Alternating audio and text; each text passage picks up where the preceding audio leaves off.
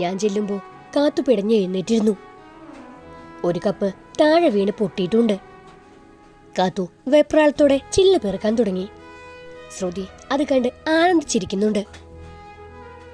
നിനക്ക് നിലത്ത് നോക്കി നടന്നൂടെ? രാവിലെ തന്നെ വന്ന് തലയും കുത്തി വീണിരിക്കുന്നു. അപ്പച്ചി ദേഷ്യപ്പെട്ടു. ശ്രുതി, നീ എന്താടി കാണിച്ചേ? എന്റെ ശബ്ദം കേട്ടപ്പോ എല്ലാവരും തിരിഞ്ഞു നോക്കി. കാത്തു മെഴികൾ കൊണ്ട് ഒന്നും പറയില്ലെന്ന് അപേക്ഷിക്കുന്നത് കണ്ടു.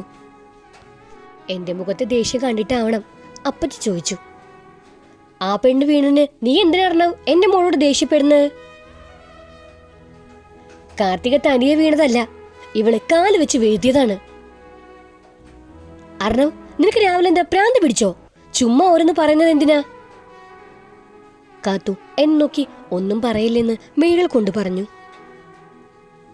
കാർത്തിക, തനകത്തേക്ക് പോ, ഞാൻ അവളോട് പറഞ്ഞു. അങ്ങനെ പോയാൽ എങ്ങനാ? ഈ കുപ്പിച്ചെല്ലാം പെരുക്കിക്കൊണ്ട് പോയാൽ മതി. അപ്പച്ചി ഒച്ചയെടുത്തു. കാത്തു എല്ലാം കയ്യിൽ പെറുക്കിയെടുക്കാൻ തുടങ്ങി. എന്താ ഇവിടുത്തെ ബഹളം? അച്ഛൻ ഹാളിലോട്ട് വന്നു. ഈ പെണ്ണ് കപ്പ് പൊട്ടിച്ചത് അമ്മാവാ, ശ്രുതി പറഞ്ഞു. ആദ്യ ദിവസം തന്നെ തുടങ്ങിയോ? വേഗം ഇവിടെല്ലാം ക്ലീൻ ചെയ്യേ.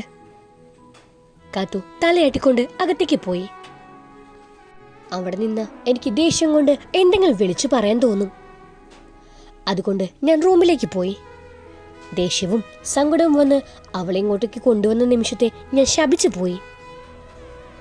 കുട്ടാ, ഒന്നിങ്ങ് വന്നേ. അമ്മ വിളിക്കുന്നത് കേട്ട് ഞാൻ താഴേക്ക് ചെന്നു. കാത്തുവിന്റെ കയ്യിൽ പിടിച്ച് അമ്മ നിൽക്കുന്നുണ്ടായിരുന്നു. കുട്ടാ, കാർത്തികയുടെ കൈയൊന്നും മുറിഞ്ഞു ചില്ലുകൊണ്ട്. ഞാൻ കാത്തുവിനെ നോക്കിയപ്പോ കണ്ണുകളടച്ച് ഒന്നുമില്ലെന്ന് കാണിച്ചു. ഞാൻ ഫസ്റ്റ് എയ്ഡ് ബോക്സ് എടുത്തുകൊണ്ട് വന്നു. കാത്തുവിന്റെ കയ്യിൽ പിടിച്ച് ഗ്ലാസ് പീസ് എടുത്ത് ഡ്രസ്സ് ചെയ്യുമ്പോൾ ഞാൻ അവളെ നോക്കിയതേയില്ല. കാത്തുവിന്റെ മിഴികൾ എന്നിൽ തറഞ്ഞിരിക്കുന്നത് എനിക്ക് കാണാമായിരുന്നു. ഓ, ഇവിടെ ശുശ്രൂഷയും തുടങ്ങിയോ? അപ്പച്ചി ചോദിച്ചുകൊണ്ട് അടുത്തേക്ക് വന്നു. സീതേ, വേണ്ട, നീ കാർത്തികയെ വഴക്ക് പറയാൻ നിൽക്കണ്ട, അമ്മ അപ്പച്ചിയോട് പറഞ്ഞു. ഞാനൊന്നും പറയുന്നില്ല. അർണവിത്ര വെപ്രാളപ്പെടാൻ മാത്രം കാർത്തികയ്ക്കൊന്നും പറ്റിയില്ലല്ലോ. എനിക്ക് ദേഷ്യം അടക്കി നിർത്താൻ പറ്റുന്നില്ലായിരുന്നു. കാത്തുവിന്റെ വിരലുകൾ എന്റെ കയ്യിൽ അമർന്നു നിറഞ്ഞപ്പോ ഞാൻ അവളെ മുഖമുയർത്തി നോക്കി. എന്റെ കണ്ണുകളിൽ നോക്കി അവൾ ഒന്നുമില്ലെന്ന് കാണിച്ചു. അവളെ ചേർത്ത് പിടിച്ച് ആ മുറിവിൽ ചുണ്ടുകൾ ചേർക്കാൻ വല്ലാതെ കൊതിച്ചിരുന്നു ഞാൻ. അവൾ പെട്ടെന്ന് എഴുന്നേറ്റ് അടുക്കളയിലേക്ക് പോയി. ഞാൻ അവിടെ നിന്ന് പിടിവിട്ട് പോവുമെന്ന് തോന്നിയത് കൊണ്ട് പെട്ടെന്ന് മുറിയിൽ പോയി ഫ്രഷായി ഹോസ്പിറ്റലിൽ പോവാൻ ഇറങ്ങി. അടുക്കളയിൽ ചെന്ന് അമ്മയോട് പോവാന്ന് പറഞ്ഞു. കാത്തു പിടഞ്ഞ് എന്നെ ഒന്ന് നോക്കി. കുട്ടാ, കഴിച്ചിട്ട് പോ. വേണ്ടമ്മേ, എനിക്ക് പെട്ടെന്ന് പോണം. കാത്തു പെട്ടെന്ന് ഒരു ബോക്സ് അമ്മയുടെ കയ്യിലെടുത്തു കൊടുത്തു. എന്താ കാർത്തിക? എന്നെ ചൂണ്ടി കഴിക്കാൻ കൊണ്ടുപോവാൻ പറയാൻ അമ്മയെ ആംഗ്യം കാണിച്ചു. അമ്മ ചിരിച്ചുകൊണ്ട് പറഞ്ഞു, കൂട്ടൻ ഇതൊന്നും കൊണ്ടുപോയില്ല, ഞാൻ പറഞ്ഞിട്ടും കാര്യമില്ലെന്ന്. ഞാൻ അമ്മയുടെ കയ്യിൽ നിന്നും ബോക്സ് വാങ്ങുമ്പോ അമ്മയുടെ മുഖഭാവം ഞാൻ കണ്ടില്ലെന്ന് നടിച്ചു. കാർത്തികയുടെ മുറിവെന്നറിയാതെ നോക്കണം, ഞാൻ അമ്മയോട് പറഞ്ഞിട്ടിറങ്ങി. കാത്തുവിന്റെ മിഴികൾ എന്നെ വല്ലാതെ പിടിച്ചു നിർത്തുന്നുണ്ടായിരുന്നു. പക്ഷെ തിരിഞ്ഞു നോക്കാതെ വേഗം വണ്ടിയെടുത്തു. എന്റെ ഹൃദയം തന്നെയാണ് അവിടെ വെച്ചു വരുന്നതെന്ന് എനിക്ക് തോന്നിപ്പോയി. ഹോസ്പിറ്റലിൽ ചെന്ന് നോക്കിയപ്പോ കാത്തുവിന്റെ മെസ്സേജ് ഫോണിൽ കണ്ടു. ഡോക്ടർ വിഷമിക്കേണ്ട, എന്റെ കൈയിന് വേദനയൊന്നുമില്ല. പിന്നെ ഒരു വോയിസ് ഇടാമോ? ആ സൗണ്ട് കേൾക്കാനാ. അത് കണ്ടപ്പോ എനിക്ക് കുറച്ച് സന്തോഷം തോന്നി. കാത്തു, നിന്നോട് ഞാൻ പറഞ്ഞതല്ലേ അവിടെ പോവണ്ടാന്ന്. നീ അമ്മയുടെ കൂടെ തന്നെ നിന്നാ മതി. അപ്പച്ചിയോ ശ്രുതിയോ വിളിച്ച ചെല്ലാൻ നിക്കണ്ട. പെട്ടെന്ന് അവൾ ഓൺലൈനിൽ വന്നു. അവര് പോയി. ആണോ? തനിക്ക് വിഷമായോ? ഇല്ല ഡോക്ടറെ, എനിക്ക് അമ്മയെ ഒത്തിരി ഇഷ്ടമായി. എന്നാ താൻ കുറച്ച് റെസ്റ്റ് എടുത്തോട്ടോ, ഞാൻ ഈവനിങ് വിളിക്കാം. അവൾ തലയാട്ടി. തിരക്കുകൾ കഴിഞ്ഞ് തിരിച്ചു വീട്ടിൽ ചെല്ലുമ്പോൾ വീട് ശൂന്യമായതുപോലെ തോന്നി. കാത്തുവിനെ വല്ലാതെ മിസ് ചെയ്യുന്നു. ഫ്രഷായി വന്ന് ചിത്ര വിളിക്കാൻ മൊബൈൽ എടുത്തപ്പോഴാ കോണും ബെല്ല് കേട്ടത്. വാതിൽ തുറന്നപ്പോ ഒരു പ്രായമുള്ള ആളും കൂടെ കണ്ട അത്ര പന്തില്ലാത്തൊരു ചെറുപ്പക്കാരനും. ഡോക്ടർ അർണവല്ലേ? അതെ. 2 ദിവസം മുമ്പേ ഇവിടെ പെൺകുട്ടി വന്നിരുന്നോ? കാത്തുവിന്റെ അമ്മാവനാണെന്ന് പെട്ടെന്ന് മനസ്സിലായി. ഇവിടെ പെൺകുട്ടിയൊന്നുമില്ല, ഞാൻ തനിച്ചാ താമസം. 2 ദിവസം മുമ്പേ എന്റെ അനന്തരവളെ ഇവിടെ വെച്ച് കണ്ടുവെന്ന് എന്റെ ആളുകൾ പറഞ്ഞല്ലോ. അവർ വീട്ടിലേക്ക് കയറിക്കൊണ്ട് പറഞ്ഞു. നിങ്ങളോടല്ലേ പറഞ്ഞേ ഇവിടെ ആരും ഇല്ലെന്ന്? അവളെ എവിടെ കൊണ്ടുപോയി ഒളിപ്പിച്ചാലും ഞാൻ കണ്ടുപിടിക്കും. ഡോക്ടർക്ക് മനസ്സിലായോ? അയാൾ കൈ ചൂണ്ടി ചോദിച്ചു. എന്റെ വീട്ടിൽ കയറി ഭീഷണിപ്പെടുത്താതെ ഇറങ്ങിപ്പോടാ. നിങ്ങളുടെ അനന്തവളെ എവിടെയാണെന്ന് അന്വേഷിക്കുന്നത് നല്ലതാ, പക്ഷേ അത് എന്റെ അടുത്ത് ഗുണ്ടായസം കാണിച്ചിട്ട് വേണ്ട. അവളെ ഒളിപ്പിച്ചതില് ഡോക്ടർക്ക് എന്തെങ്കിലും പങ്കുണ്ടെങ്കിൽ. ആ ചെറുപ്പക്കാരൻ ഭീഷണിയോട് പറഞ്ഞിട്ട് ഇറങ്ങിപ്പോയി. ഒന്നിറങ്ങിപ്പോടാ. ഞാൻ വാതിലടച്ച് ജിത്തിനെ വിളിച്ചു. അവനോട് കാര്യങ്ങൾ പറഞ്ഞപ്പോ സൂക്ഷിക്കാൻ പറഞ്ഞു.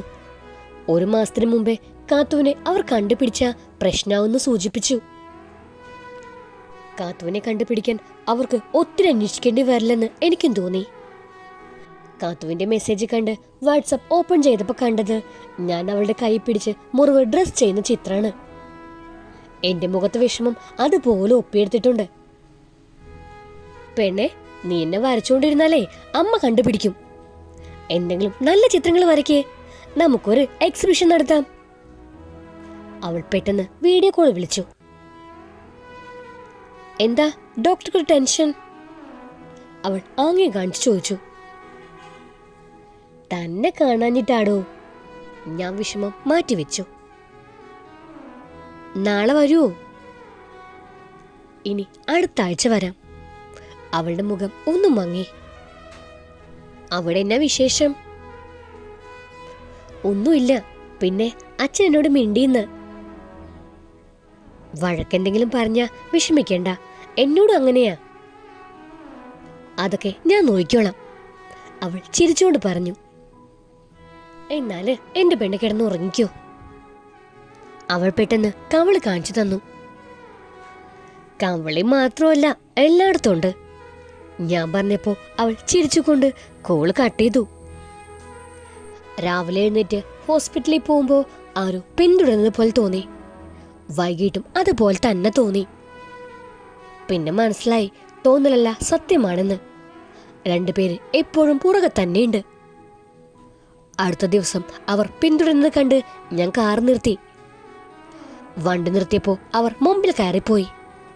പിന്നെയും ഞാൻ വണ്ടി എടുത്ത് ചെന്നപ്പോ അവരവിടെ നിർത്തിയിട്ടിരിക്കുന്നത് കണ്ടു.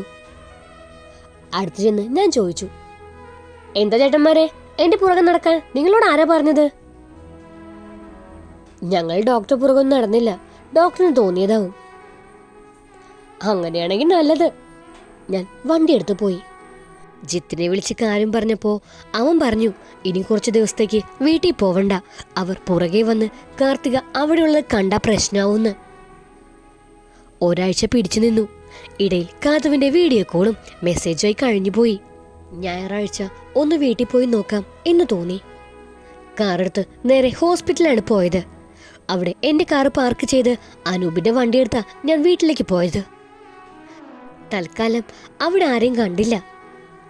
വീട്ടിൽ ചെന്ന് കയറിയപ്പോ കണ്ട കാഴ്ച എന്നെ അത്ഭുതപ്പെടുത്തി. അച്ഛൻ ചാറ് കസേരയിൽ കിടന്ന് കാത്തു അച്ഛന്റെ ഫ്രണ്ടിൽ നിന്നും അച്ഛനെ വരയ്ക്കാൻ ശ്രമിക്കുന്നു. കാത്തു കൈയെടുത്ത് ചിരിച്ചുകൊണ്ട് അച്ഛനോട് സംസാരിക്കുന്നുണ്ട്. എനിക്ക് എന്റെ കണ്ണുകളെ വിശ്വസിക്കാൻ പറ്റുന്നില്ലായിരുന്നു. 29 വർഷമായി എനിക്ക് പറ്റാത്തൊരു കാര്യം ഒരാഴ്ച കൊണ്ട് അവൾ എങ്ങനെ സാധിച്ചു എന്ന് ഞാൻ ഓർത്തുപോയി. പുറത്തേക്ക് വന്ന അമ്മ എന്നെ കണ്ട് ചിരിച്ചുകൊണ്ട് ചോദിച്ചു, കുട്ടാ നീ എപ്പോഴാ വന്നേന്ന്? കാത്തു ഞെട്ടി തിരിഞ്ഞു നോക്കി. അവളുടെ കണ്ണിലെ സന്തോഷം ഞാൻ കണ്ടിരുന്നു. മോളെ കാത്തു, വരച്ചു കഴിഞ്ഞായിരുന്നോ? അച്ഛൻ എന്നെ കണ്ടെങ്കിലും കാത്തുവിനോട് ചോദിച്ചു. അച്ഛൻ ചിരിച്ചുകൊണ്ട് അവളോട് സംസാരിക്കുന്നത് ഞാൻ അത്ഭുതത്തോടെ നോക്കി. കുട്ടാ നീ പോയി ഫ്രഷ് ആയിട്ട് വാ, ഇവിടെ എന്നും ഇപ്പൊ ഇതൊക്കെ തന്നെയാ, അമ്മ ചിരിച്ചുകൊണ്ട് പറഞ്ഞു. എൻ്റെ മുഖഭാവം കണ്ട് അമ്മയ്ക്ക് ചിരി വരുന്നുണ്ടായിരുന്നു. എന്നെ കണ്ടിട്ടും അച്ഛൻ കാത്തുവിൻ്റെ വരയുടെ അഭിപ്രായങ്ങൾ പറഞ്ഞു നിൽക്കുന്നത് എനിക്ക് അതിശയമായി. അവളുടെ മിഴികൾ എൻ്റെ നേരെ വന്നെങ്കിലും അച്ഛൻ്റെ അടുത്ത് തന്നെ നിന്ന് വര തുടർന്നു. ഞാൻ ഫ്രഷ് ആവാൻ പോയപ്പോൾ കണ്ടു ഹാളിലെ ഡൈനിങ് റൂമിൽ അച്ഛൻ്റെയും അമ്മയുടെയും കൂടെ മുത്തച്ഛൻ്റെയും വലിയ പിക്ചറും. ഫോട്ടോയിൽ കാണുന്നതിലും ഒറിജിനൽ പോലെ. വെറുതെ അല്ല അച്ഛൻ വീണത്. മുത്തച്ഛൻ്റെ പടം വരച്ച് കൊടുത്തത് ഇഷ്ടപ്പെട്ട് കാണും. അവക്കിപ്പോൾ എന്നെ വേണ്ടെന്ന് തോന്നുന്നു. ഞാൻ ഫ്രഷായി താഴെ ചെന്നപ്പോൾ അമ്മ പറഞ്ഞു, കുട്ടാ ചായ കുടിക്കേ, അച്ഛൻ്റെ പട്ടാളച്ചിട്ടേക്ക് മാറി വരുന്നുണ്ട്. കാത്തുവിനെ കൊണ്ട് പടം വരപ്പിക്കലാണ് പ്രധാന പണി. കമ്പനി പോയാലും വേഗം വരും. കാത്തുവോ? ആ കാത്തു, കാർത്തിക, ഇപ്പൊ അങ്ങനെ ഞങ്ങൾ വിളിക്കുന്നേ. പിന്നെ അച്ഛൻ അവളോട് മുകളിലെ മുറി ഉപയോഗിച്ചോളം പറഞ്ഞിട്ടുണ്ട്. അവിടെ നിറയെ ഡ്രോയിങ് ആണിപ്പോ. ഞാൻ എല്ലാം കണ്ട് അന്തം വിട്ടിരുന്നപ്പോ കാത്തുവിന്റെ പാദസത്തിന്റെ സൗണ്ട് ഞാൻ കേട്ടിരുന്നു. ഞാൻ അറിയാത്തതുപോലെ ഇരുന്നു. കുറച്ചു കഴിഞ്ഞപ്പോ പടികൾ കയറുന്ന ശബ്ദം കേട്ടു. കുട്ടാ, നീ മുത്തച്ഛന്റെ ചിത്രം കണ്ടോ? അച്ഛന്റെ സൗണ്ട് കേട്ട് ഞാൻ നോക്കിയപ്പോ അച്ഛൻ മുത്തച്ഛന്റെ ചിത്രം ചൂണ്ടിക്കാണിച്ചു. കണ്ടു. നല്ല കഴിവുള്ള കുട്ടിയാ. ആ കുട്ടിക്ക് ആരുമില്ലാത്തത് കൊണ്ടല്ലേ അത് ജോലിക്ക് നിൽക്കുന്നത്. നമുക്ക് അവളെ ചിത്രരചന കോളേജിൽ അഡ്മിഷൻ എടുത്താലോ? ആലോചിക്കാച്ചാ. അച്ഛൻ അകത്തേക്ക് പോകുന്നു ഞാൻ കണ്ടു. വേഗം എഴുന്നേറ്റ് മുകളിലേക്ക് ചെല്ലുമ്പോ കാത്തു വന്ന് മുന്നിൽ നിന്നു. എന്താ ഡോക്ടർ മുഖം വീർത്തിരിക്കുന്നേ? അവൾ കളിയാക്കി ചോദിച്ചു. ഞാൻ വന്ന് താൻ കണ്ടില്ലായിരുന്നോ? കണ്ടല്ലോ, അവൾ ചിരിച്ചുകൊണ്ട് പറഞ്ഞു. പെട്ടെന്ന് അവളെ വലിച്ച് മുറിയിൽ കയറി ഞാൻ അവളെ ഭിത്തിയോട് ചേർത്ത് നിർത്തി. അവളുടെ മിഴികളിലെ പിടച്ചിൽ എന്നെ കുത്തി വലിച്ചു. അതിരങ്ങൾ സ്വന്തമാക്കിയപ്പോ കാത്തു എന്നോട് കൂടുതൽ ചേർന്ന് നിന്നു. കുട്ടാ! അമ്മയുടെ ശബ്ദം കേട്ടപ്പോ ഞങ്ങൾ അകന്നു മാറി. ഈ ലവ് സ്റ്റോറിയുടെ ബാക്കി കേൾക്കാൻ നിങ്ങൾക്ക് താല്പര്യമുണ്ടെങ്കിൽ സബ്സ്ക്രൈബ് ചെയ്ത് സപ്പോർട്ട് ചെയ്യുക. കൂടുതൽ തന്നെ ബെല്ലൈക്കണോ പ്രസ് ചെയ്യാൻ മറക്കരുത്. Thank you.